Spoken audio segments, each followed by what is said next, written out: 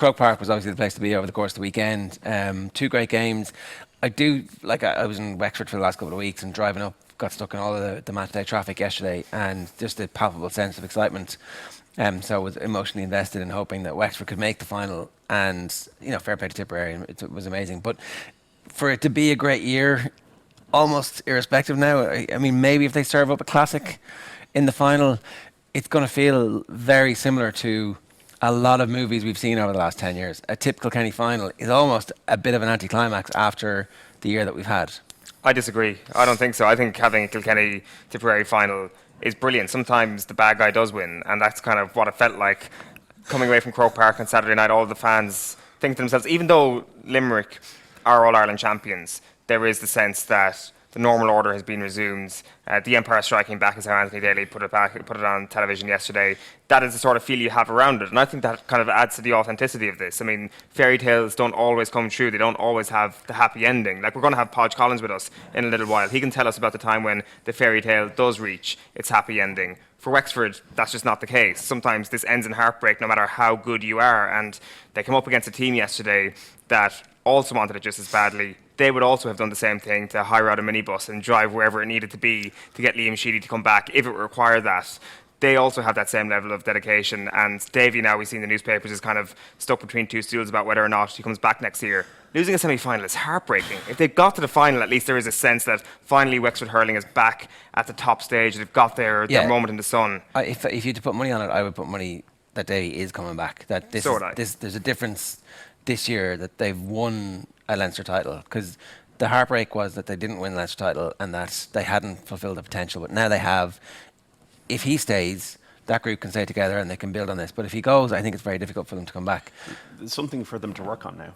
I think that Kilkenny-Tipperary will be a great match and occasion, and traditional powers, and Liam Sheedy, Brian Cody, but I don't think it's the story. I think Kilkenny-Wexford would have been an amazing story for a final, because they've never met in a final before, and it will be in their third meeting this season. I also think Limerick back in a final would have been still. I think the Limerick thing is still fresh. Would have been a good story against Tipperary. That would have been their third meeting. Or Limerick Wexford would have been amazing.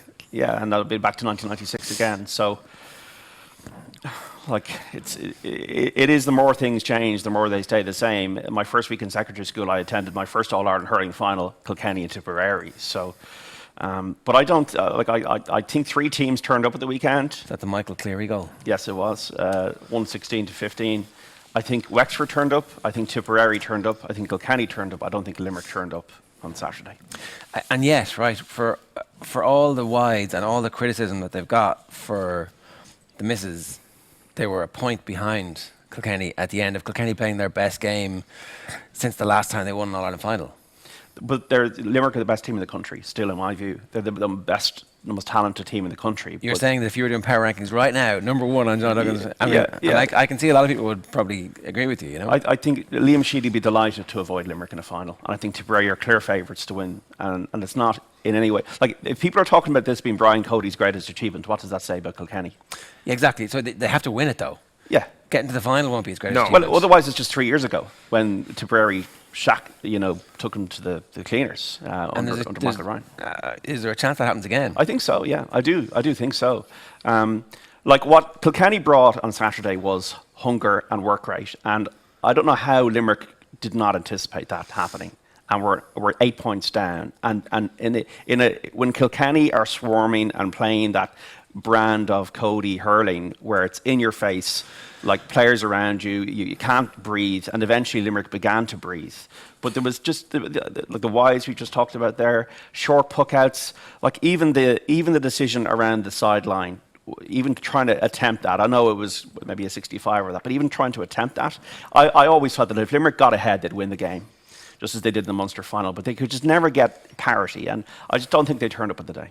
All right, we'll come back to this a little bit later on, just after 8 o'clock with Podge Collins, and Hector Hucagon is going to join us as well. Let's hear, though, now from Davy Fitzgerald, obviously heartbroken after his Wexford side fell just short yesterday. Davy Fitzgerald, I know these interviews are never easy, and you've had your fair share of them, roller coasters, ups and downs, but I think, and I won't put words in your mouth, but I think what you're feeling is absolutely disappointment, but huge pride as well. I just absolutely gutted. I'm devastated. I think our boys deserved a bit more, but listen, you have to admire Tipperary, the courage they showed, the tenacity, they fought it out at the end, but we had our chances, we can't complain. But I'm extremely proud of the Wexford boys. They were incredible. Never give up, stuck to the game plan. And I just feel when the man was sent off, it gave him a bit more space. They avoided our spare man out, which was a big thing. And they pulled off they got some great scores at the end. So did you, though. In fairness, your team, just think Lee Chin in particular, he had a monstrous game. And when you're watching, it was one of those games when it came to full time, we were like, how is Davy Fitzgerald not celebrating, if that makes sense? Yeah, I thought, I believe before today we were going to win. I don't fear any team out there with this bunch. I feel we could beat any one of them out there. And I knew the Leinster Championship was a crazy championship. It was an unreal championship.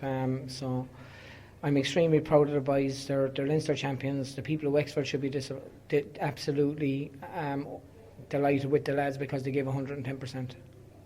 Do you realise yourself, though, what you have done with Wexford and with hurling this year? You've given a lot of people a lot of enjoyment. Well, to tell you the truth, it's just hard to feel at the moment. It's that feeling inside in your stomach you don't want. It's horrendous. But you know what? And I'd say this to the guys: once we have our health and we can get up tomorrow, we'll get over this bit of pain and we'll get on with it. And listen, just thanks to everyone, the well wishers the last few weeks. They were absolutely top class, and we really appreciated all the support we got from everyone. Finally, I know you want to get back to your team, understandably so. Officiating on both sides, and I don't want to go ending this on a sour note, but I would argue that maybe decisions on both sides didn't go the way both managers yourself would have liked today. Listen, but refereeing is a tough job. Like, I'm sure Liam wasn't unhappy one or two. We could have said the same, but you know what? Sean Clear did his very best. He's an honest guy. It's very hard to do it in that tempo, and we're not going to look at the referee one bit for this. We had our own chances, and we'll just say fair play to Tipperary, well done, and it'll be an epic final. Yeah, Davy Fitzgerald obviously heartbroken after Wexford's defeat yesterday. Here's what's coming up on the show. We've got Pod Collins coming your way just after. We're going to do the newspapers now. We've got Pod Collins coming up just after 8 o'clock to look back on the All-Ireland hurling semi-finals. Obviously a man who got beaten in an All-Ireland semi-final himself last year. And John was just pointing out 3 of last year's beaten semi-finalists didn't make it back this year. So no guarantee for Wexford or indeed for Limerick that they'll be back at this stage this time next year. Hector Huckagon's going to join us around about 8:25 to talk to us about the magic of race week. And I think he might have actually been in Croker at one of the hurling matches at the weekend as well. So we'll get his take on that. Some tips from John Duggan around about 8:40 to try and make us some money this week in Galway. The Coronas lead singer Danny O'Reilly is going to join us. They were gigging last night here in Galway, so hopefully we'll be able to drag him out of bed around about 5 to 9 this morning. And then the course clerk at Galway is going to join us to tell us how they make the magic of race week happen and how they manage to get both the flats and the jumps going on the same track at the same time on the same day. It does require a little bit of magic, but in the meantime, let's bring in the newspapers. I'm going to start this morning with the Examiner, and it's The Unbelievables is the headline. It is Defiant Tip overcomes setbacks and sending off to set up Sheedy Cody reunion. This is the trilogy. Is it the third one? Yes, 09, 10 and 19. And it's 1-1. Yeah. Right. So, this is the decider. Which actually makes that into a much bigger narrative, I think, than it's just the... the Kilkenny tip. Yeah. And then obviously Kilkenny, the Cody Code. Kilkenny validate time-honoured values of toil and intensity.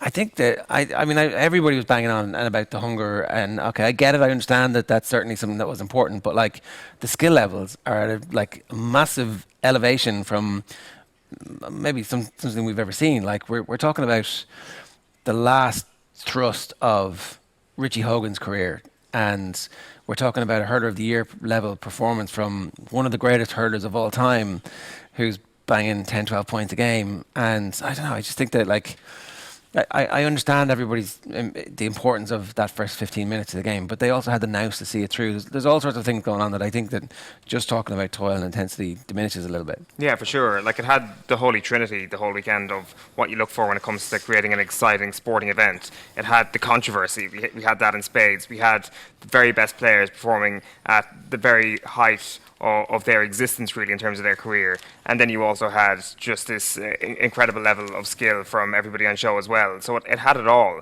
and there was twists and turns, and it's turned into, I would say, the best in terms of quality sporting weekend in the Irish sporting calendar. Well, the All-Ireland semi-final weekend. It's our own version of Woodstock. Oh, right. There you go, that's the headline, and it's over Dalo's piece.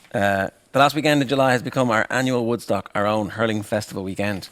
And there's probably an opportunity to push some extra stuff out around it, do some extra marketing, because I I don't did know. feel the build-up was actually a little bit muted. Like maybe the calendar needs to be looked Well, at the season, again. I think, is too truncated. Yeah. Like it's over before you've even thought about it, and we're running into Super 8s, and then we're running into football semis a week later, and the narratives do tend to get lost. On your point about Kilkenny, there was a moment in the second half, Limerick got it back to a point, and then Kilkenny had another go. They came again, and Adrian Mullen definitely must be credited. I think he got 4 points, young lad, and Brian's able to bring those people into the team. So, yeah, their half forward line was very good, and Declan Hannon obviously wasn't right, and he was taken off. So,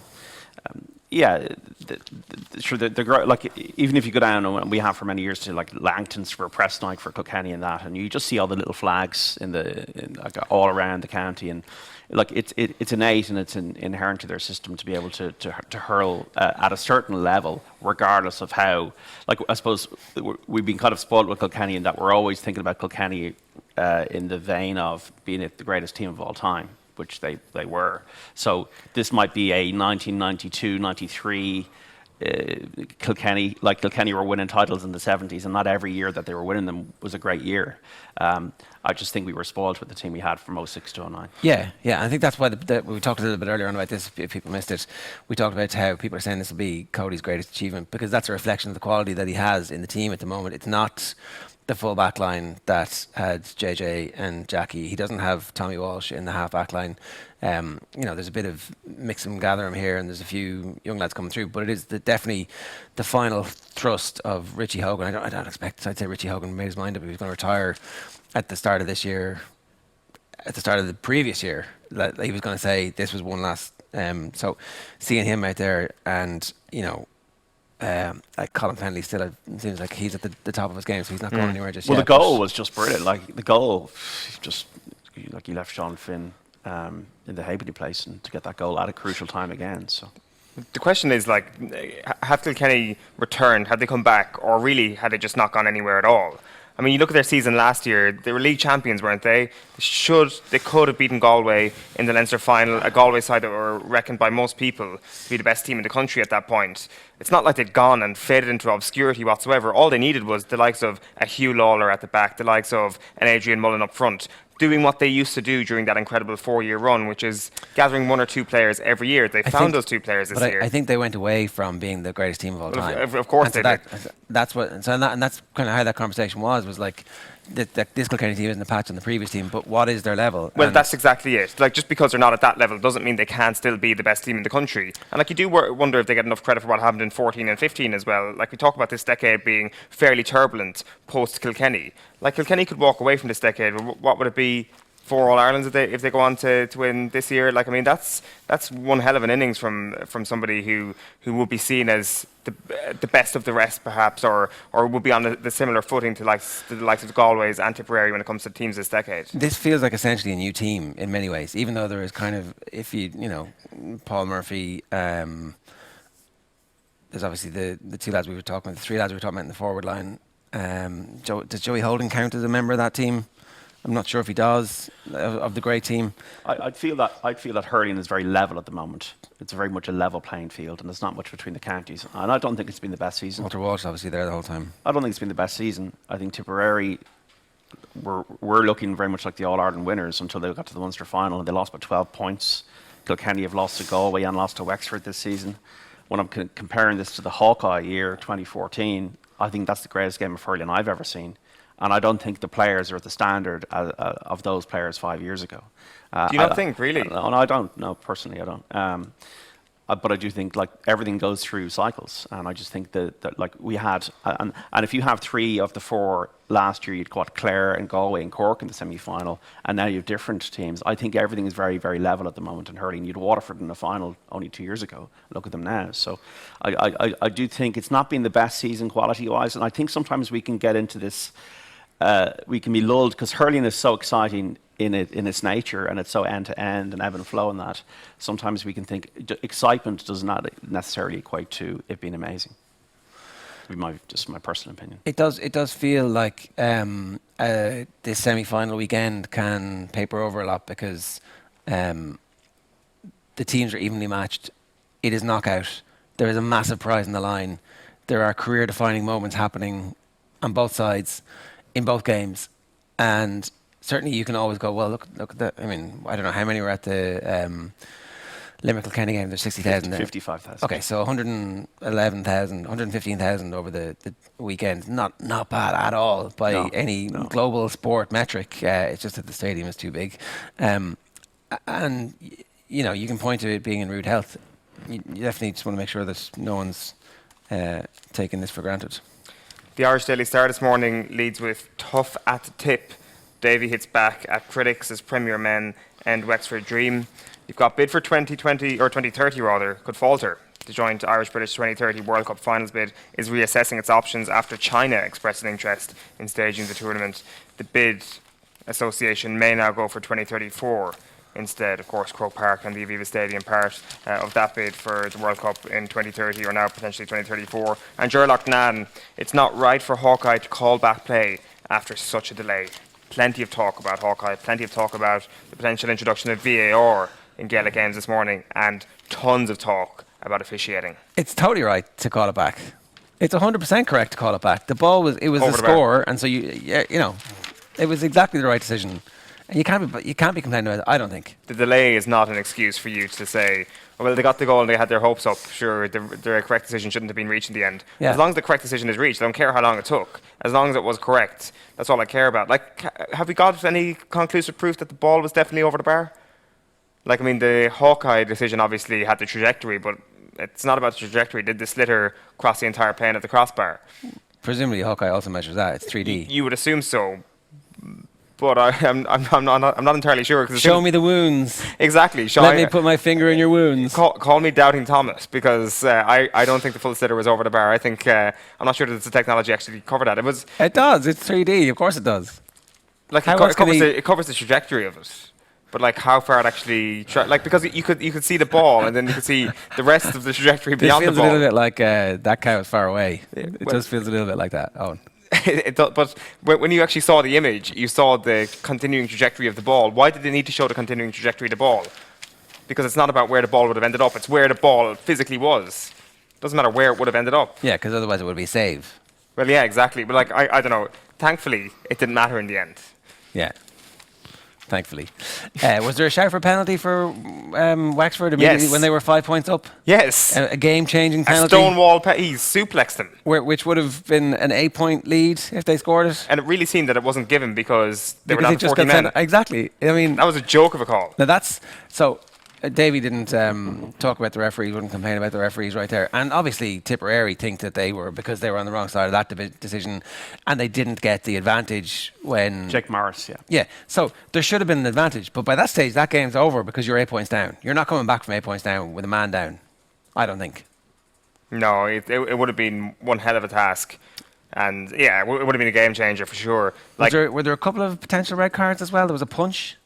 And then... yeah, there's a punch in the stomach. And there was somebody butted with a hurl as well. There was not a John McGrath disallowed goal in the first half, and was there not a Conor McDonald query that he was in the square for the second goal? There were, yeah. So what I'm seeing yesterday when I was at Croke Park, this is all happening way too quickly for the officiating. officiating. That everything was happening way too quickly. Now whether it's VAR or two referees or whatever. And then we had the You want two referees. Tell us about that. Go on. Why do you want to think two referees? I don't want them. I just asked the question.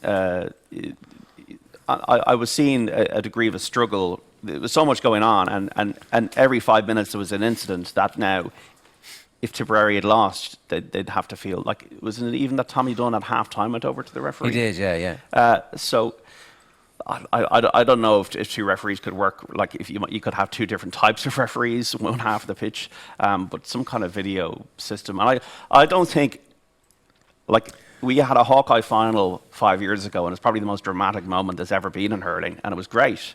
And I don't think just waiting a few seconds, we already have it for the Hawkeye decisions. If you brought in a VAR or a video assistant referee, I don't think it's going to break the flow of the game. So I just think something needs to be done, because I think the game has got so fast. It's not All Ireland Gold that we're watching anymore. We're watching 128 to 320. Yeah, we're watching Rollerball versus All Ireland Gold.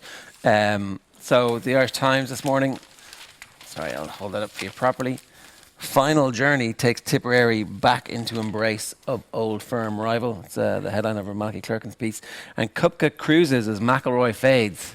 It's a big day for Rory McIlroy yesterday in the final pairing at the St. Jude's, the WGC FedEx, obviously a massive tournament, the WGC. And he'd shot the lights out on Saturday to put himself into contention, but also just there, Brooks Koepka, who didn't arrive until 45 minutes before tea time. There was a picture of his parking spot an hour before tea time yesterday. Brooks Koepka, 0 given, just crushed the field from very early on. And Rory not at it. Rory couldn't handle the pressure of being in the final pairing on the final round again. Yeah, there are two different planes when it comes to golfers, it seems. You have, what is it, a week ago at this point, pictures of Shane Lowry in the Boar's Head with the claret jug. This morning on Instagram, Brooks Koepka in his private jet with 6 of his mates after winning in Memphis. Off to the gym, most probably. There was kind of a coldness about the way he plays, about the way he shows up and wins. And again, it comes back to what McIlroy said a few weeks ago. Koepka doesn't do it outside the majors, except, the non-major that he managed to win yesterday. Yeah. A couple of comments. Carl Fitzpatrick says, lads, Hawkeye yesterday did the whole of the ball across the crossbar. He must have some wrists. And Pelstar GA says, Owen has a degree in Hawkeye. And Yara. Well, but yeah, basically, I don't believe the moon landings, all that sort of stuff. I'm a conspiracy theorist. I do believe the moon landings. Sure, I do want to know, because the trajectory of it and actually crossing in terms of that plane, we actually haven't seen too many moments of this, if any, in Croke Park. And no, in fairness, you're okay. Okay, so it's the same technology they use for whether or not the ball's crossed the goal line, right? Mm. So, and in fairness, they do put up the video of that. So I don't know why they don't put up video of it. Maybe they don't have video of it. Yeah, it's a strange one. Michael Summer says 2 refs would be a disaster, but no reason given why, Michael. So maybe you want to get back in touch with us and drop us a comment there and let us know what the crack is with that. Yeah, back page of the Irish Independent is one for the ages. 3 goals disallowed and a man sent off, but Sheedy and Tip dig deep to set up final with old enemy. Michael Verney writing that it's time for GAA Chiefs to finally embrace technology change and end sporting injustices. And when he speaks about VAR and the potential introduction in hurling, he also mentions the incident at the end of the Limerick-Kilkenny game where the ball should have gone for a 65. Is that the sort of thing you check for VAR? For me, you definitely check the square ball on Sunday. But can you start checking whether or not a 65 should be given or not in a game? I think it's just about reducing these controversial talking points to, slimming them down. And what can help, whatever can help officials in that is a positive thing. Just on Tipperary, I felt their bench was very good yesterday. Like you had Willie Connors and it was Michael Keogh and Jake Morris all coming off the bench and scoring. And also the way they were able to get points in a row after Wexford did damage. So I think they got 5 points in a row after the Chin goal. Yeah. Then they scored another 3 points in a row after the McDonald goal. And then they scored 4 of the last 5 points. And I'm kind of wondering, Tipperary won 4 in a row. Maybe the games are just too thick and fast in the round robin, and then they were going to have an inevitable dip. They had that in the Munster final. Laois was working on and now maybe they're coming back on the curve. And sorry, the other thing is that the 4-week break is obviously a massive disadvantage for the provincial winners. The provincial winners' record is terrible. Kieran Shannon's been writing about this, and Jamie Wall was tweeting about it last night. Actually, he had an idea that the winners of the second tier competition should actually play the Leinster and Munster champions, so that's a game for them at the same time as the other 2 sides are playing. So that you're out there, you're just keeping. There's a game. It's not just 4 weeks of training, and because where Wexford a tiny bit ring rusty. Maybe is it enough to get you over the line in those final 5 minutes? Who knows? The other alternative is that you have consecutive weeks, and that the team who does come through the back door, so to speak, does actually have a little bit more of a fatigue to deal with. In that way, then the 4-week break would probably be advantageous. Yeah. Kind of like we saw with Mayo going into the Super 8s. Absolutely out on their feet in the first game, and that was their punishment for going through the back door. Or Mayo just don't care because it's not big time enough for them. It wasn't do or die. It wasn't do or die. It wasn't knockout. They're not interested. Come back to us when it's knockout. Basically, back page of the Mirror is tipping point. Sheedy hails 14-man premier as red card sparks late rally. We've also got gunfight. Ozil and Kolasinac not ready to play after carjacking terror as Lacazette limps out. Alexandre Lacazette injured in their defeat to Lyon yesterday. Bad news for Arsenal fans. Unai Emery saying that Ozil and Kolasinac are still not 100%. after, of course, escaping unharmed after an attack last Thursday, a carjacking by knife-wielding attackers. There was a picture posted on Instagram by Kolasinac saying, "We're all good," or whatever it was. Himself and Ozil seemed pretty chirpy, being pretty happy for him, but you just don't know what the long-term impact of that is on somebody's mindset. And the big football story really is Real pulled the plug on Bale's move to China, did the rounds yesterday morning, pulling the plug, as I say, on his move to China. It seems to be the club that aren't going to let this happen. Real Madrid have suddenly said, we want a transfer fee for Gareth Bale. His move to China was almost completed. Marco Asensio has done his cruciate, so perhaps that's the reason behind this, but the Bale saga rumbles on. Okay, the back page of the Irish Daily Mail, actually on the front page of the Irish Daily Mail, is "I will not answer these stupid questions." Robbie Keane gives an outspoken interview. The back page is "Masterclass, Sheedy Tip have silenced their critics. I will demand the very best from players. It's all about standards," says Robbie Keane. And I urge you all to get your hands on this Robbie Keane interview today because it's pretty good. It's a Craig Hope exclusive, so it looks like it's a sit-down, a one-on-one sit-down as opposed to a press conference, but Robbie Keane does not want to share anecdotes from his 21-year playing career. I'm not getting into this crap. I'm not getting into crap questions like this. Stupid question. This isn't going well. This, he says, is about Robbie Keane, the coach, who's now assistant manager to Jonathan Woodgate at Middlesbrough. Okay then. Keane, it's widely known, loves to sing. Will Keane, the coach, be the type to take the mic and provide some light entertainment around the Borough dressing room? What the fuck? I'm not a clown. I'm not here to entertain people. What's singing got to do with me being a coach? So it continues on in that vein. And Robbie wants you to take him seriously. It looks like I read it. It just feels like they were trying to rise him in the piece, and he just wasn't buying it. He brings up a lot of stuff. They even bring up Saipan, and Robbie Keane is like, "No, I'm not talking about that particular thing." They go back to like the situation where Keane hired a private jet and took the Spurs squad then to Dublin for a Christmas party without telling Harry Redknapp. So Craig Hope puts in the idea, will Keane be encouraging the Middlesbrough players to enjoy a Christmas party as a coach? I'm not answering these stupid questions. If you want to talk to me about being here, no problem. But I'm not getting into crap questions like that. I'm not interested. Why talk about that? This isn't about that. This is about me being at Middlesbrough. Anyway, do you know the full story? Craig Hope says no. Well, if you don't know the full story, then don't ask me the question. Then there's a couple of other weird ones. He talks about coaches coaching players to be coaches rather than players, which I think is an interesting point. And his philosophy actually comes out quite well in this piece. But then one of the other weird ones that kind of comes through in this piece is that he says that even now, when he's in, this is about his attention to detail, when he's in a restaurant with his wife Claudine, he instinctively identifies his nearest exit points and where other diners are positioned. It all sounds a bit Jason Bourne, we observe. He laughs, a genuine laugh, it must be said. Okay, what colour is my watch? He doesn't divert his gaze before answering. It's got a blue face and it's a cheap one, he says, laughing. He is right on both counts.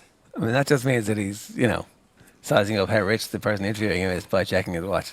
Doesn't necessarily mean he's Jason Bourne, does it? It does. It definitely means Jason Bourne. All right. The rest of that Robbie Keane interview in the Mail for you today. And the Guardian back page, they lead with the Tour de France winner yesterday. First of many Bernal rides into history. So the youngest winner since 1903, is it? Certainly since the early 1900s anyway. He's 22 years of age. He's Colombia's first winner as well. And obviously it was a bit of a weird race. He beats Geraint Thomas of his own team into second. We have the Sun here. A quality Premier Inn, but Tipperary's win. And also Garrett's fortune cookie crumbles. China is off. And Blades want to land Archer. That's the back of the Sun. And then the Times, flu-ridden Hamilton loses front wing in costly crash at German Grand Prix. Australia turn heat on Roy. This is the Ashes. Of course, Ireland's dream ended last week. Bale in limbo as move stalls. And Bernal on the way to greatness. The finest writers on the Ashes. So that's the Times, and we have once again more Tour de France and Telegraph. Champagne moment. Bernal becomes the youngest winner of the Tour in 110 years and is tipped for greatness. Mercedes major meltdown. Watson final farewell. Tom Watson at the Senior Open, and tough talking cricket, cycling. It's gas. Thank God for hurling. That's all I'm saying this morning. The Tour de France was amazing, John. No, not cycling. It was the best race in years. It's not cycling, no. Was it not decided by the weather? Up until that point, it was the best race in years. Okay, so it was a fantastic. It was like rain delayed play. Suddenly, we decided to draw. Except did you actually see the scenes around Val Thorne on Friday? So it was decided by the weather. Was there a landslide? Yes. You couldn't possibly continue in it. Yeah, but it's anyway. Was there any Hawkeye? Didn't need Hawkeye when there's a massive digger trying to save people's lives. It was one of the best Tour de France I've ever seen, John. Enough of your crap about cycling, really, is all I'm saying this morning. Come on, final few papers quickly. The Herald's tip make point. Sheedy salutes character of his 14 heroes after epic. And Paul Curran is saying the Dubs must rest key men against their own. And yes, that means starting Diarmuid Connolly. The perfect time to start him, they say. The Irish News goes with future still bright for Tyrone despite defeat, insists Carlin. Bad day for Tyrone at underage level yesterday. Lost in the under-20s to Cork and in the minors to Kerry. And the Racing Post, major pointer to the Galway Festival. Bookies braced for another Mullins mauling on day one. And back page is Max Power, that's about Verstappen raining on crazy day in Hockenheim.